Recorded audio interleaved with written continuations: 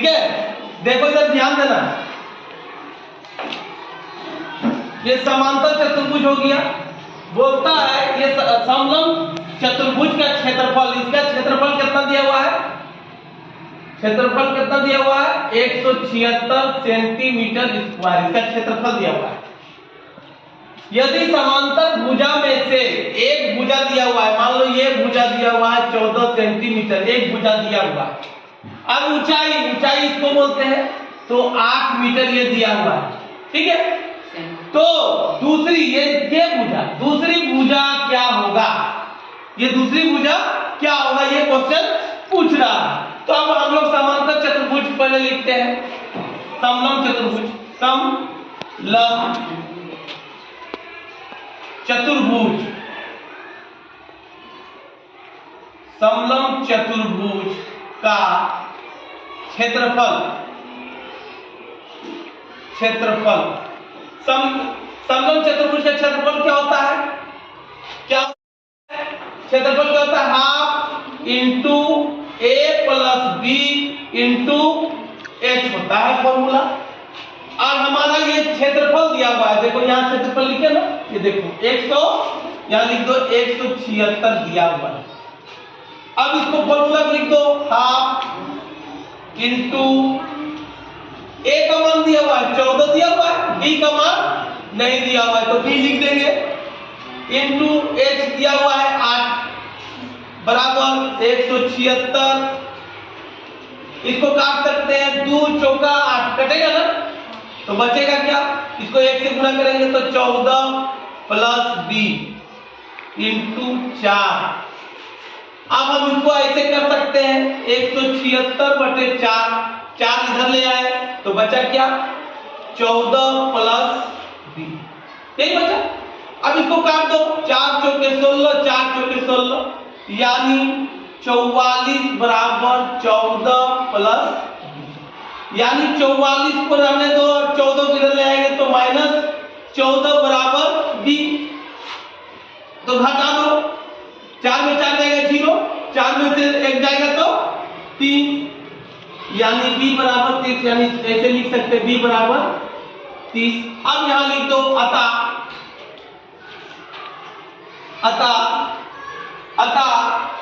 दूसरी समांतर भुजा क्या होगा 30 सेंटीमीटर, 30 यहां पे लिख दो सेंटीमीटर, 30 सेंटीमीटर, दूसरा भुजा क्या 30 सेंटीमीटर, तो यही हमारा आंसर हो जाएगा 30 सेंटीमीटर, ठीक है। एक समलंब चतुर्भुज की समांतर भुजा, एक भुजा दूसरी भुजा की दोगुनी है, एक भुजा दूसरी भुजा की दोगुनी है। मान लो ये भुजा अगर x है तो ये भुजा 2x है, दुगुनी यानी 2x है, ठीक है।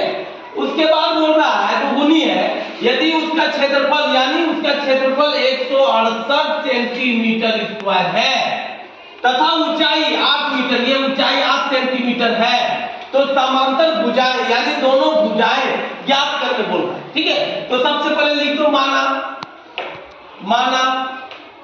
पहला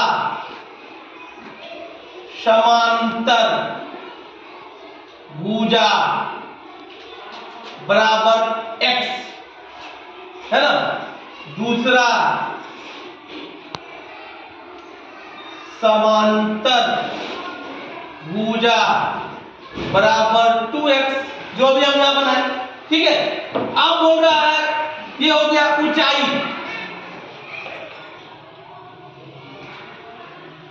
ऊंचाई कितना है 8 सेंटीमीटर, क्षेत्रफल तो हम यहां लिख दिए, दोबारा क्या लिखेंगे। अब हमको निकालना क्या है समांतर भुजा का क्षेत्रफल, यहां लिख दो समलंब चतुर्भुज का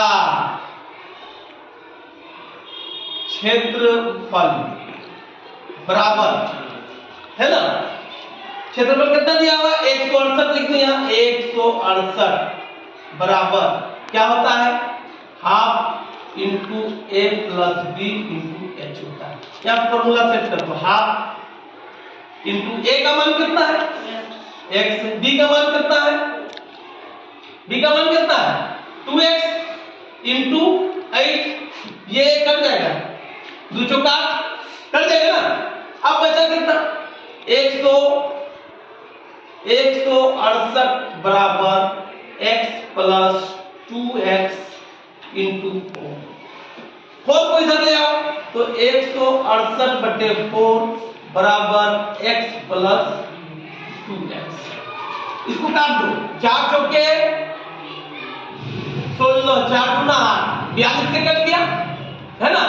तो यहां लिख दो 42 बराबर 2 और 1 3, 3x, यानी लोग यहां लिख सकते हैं x इक्वल टू 42 बटे 3, 3 एकम 3 और 3 चौका 12, यानी x बराबर 14 सेंटीमीटर। अब आप जाओ यहां पहला समांतर भुजा क्या था x था, तो x की जगह कितना आया 14 सेंटीमीटर। अब आ जाओ दूसरा समांतर भुजा बराबर क्या है 2x, यानी 2 इंटू 14, यानी 14 दूना 28 सेंटीमीटर। आपका आंसर होगा 14 सेंटीमीटर और 28 सेंटीमीटर, ये दो को होगा, दो भुजा का आंसर, ठीक है। मीटर है, यदि BC 42 मीटर है और CD BC पहले कितना है, B से C कितना है 42 मीटर है। उसके बाद CD C से D कितना है 28 मीटर है, तथा A से D कितना है 36 मीटर है, ठीक है। तो इस खेत का क्षेत्रफल ज्ञात करें और समांतर भुजा ये निकाला। तो सबसे पहले लंबाई, खेत की लंबाई करो, खेत की लंबाई बराबर क्या हो जाएगा, सबको जोड़ अधिक करो, AB plus BC plus CD plus AD, है ना। इसका लंबाई कितना दिया हुआ है 130, तो 130 यहाँ लिख दो बराबर। AB कितना दिया हुआ है नहीं है, तो AB को ऐसे ही लिख दो, प्लस BC कितना दिया हुआ बोलते जाओ, कितना है 42, BC कितना है 42 और CD कितना है 28 लिख दो, और AD कितना है 36, 130 बराबर AB। अब इन तीनों को जोड़ो, 6 और 8 कितना होता है, 8 और 6 14, 14 और 2 16 के 6 हाथ में रहा 1, 3 और 2 5, 5 और 4 9, और 4 9 और 1 कितना हुआ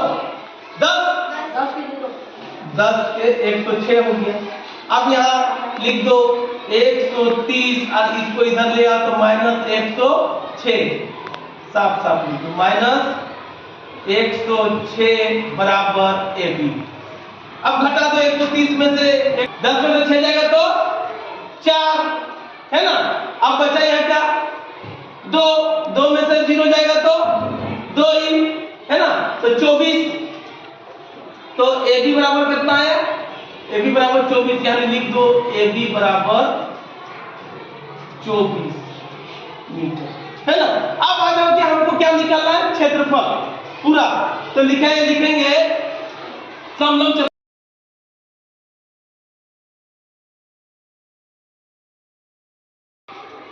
चतुर्भुज का क्षेत्रफल बराबर क्या होता है half into A plus B into H, यही होता है।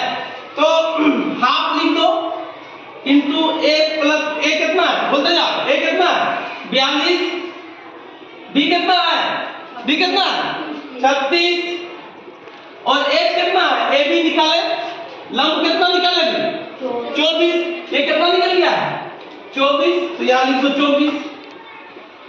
अब इसको काटना शुरू करो, 2 से काटेंगे तो कितना होगा 2 एकम 2 और 2 दूना 4। अब इसको इससे गुना कर दो तो कितना होगा 1 इंटू इसको जोड़ देगा तो 6 2 8 और 4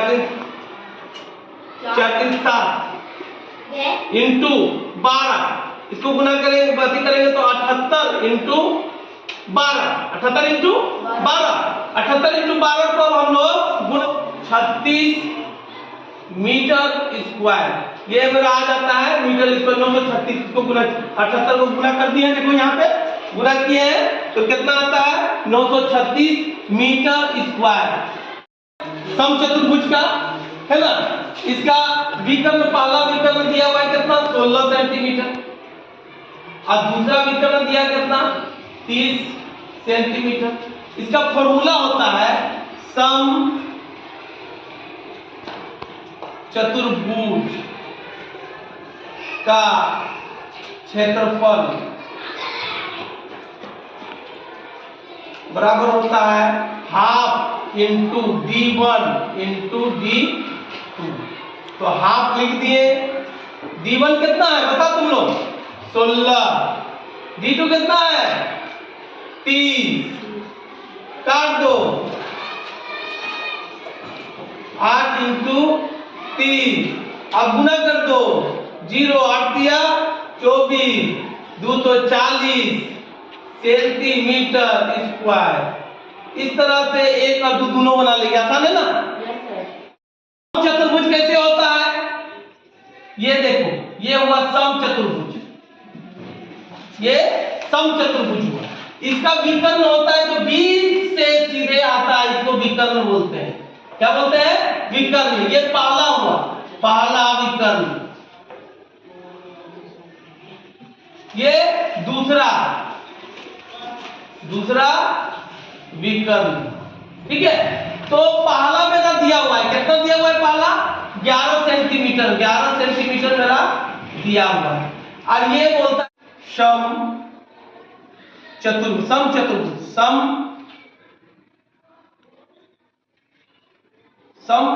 चतुर्भुज का क्षेत्रफल क्या होता है half into d1 into d2।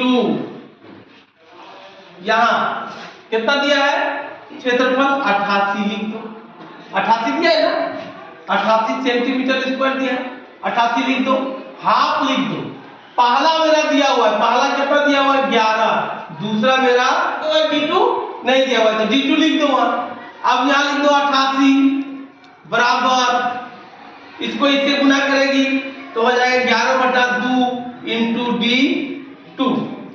अब 88 है ना अब इधर आ जाएगा तो गुना हो जाएगा इंटू 11d2। इसको अब हम लोग लिख सकते हैं यहाँ पे d2 बराबर 88 इधर प्रति कर दिया 88 इंटू 2 बराबर बटे 11 88 होता है ना 88 यानी d2 बराबर 8 गुना 16 है ना 16 सेंटीमीटर।